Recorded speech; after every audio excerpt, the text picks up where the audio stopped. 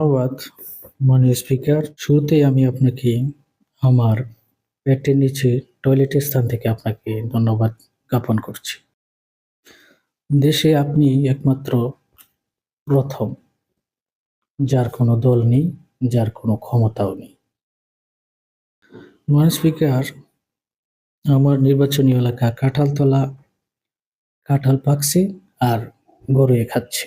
মানুষ খেলে নাকি তার পেটে গ্যাস হয়, আর এদিকে গ্যাসের কারণে আমার নির্বাচনী এলাকার মানুষ পাক করে ঠিকমতো খেতে পারছে না। মাননীয় স্পিকার, আমতলা আর জামতলার কথা না বললেই নয়। আপনি যেরকম বেহায়ার মতো উপরে বসে রয়েছেন, এদিকে আমও এরকম বেহায়ার মতো এবার উপরে এসেছে,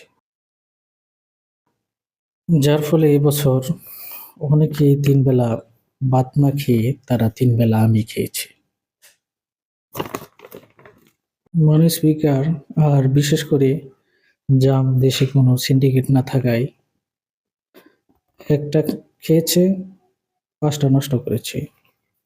যা করেছে তারা হলো হেতছোড়া, কডি, কলাবাদুর এবং মাথারি।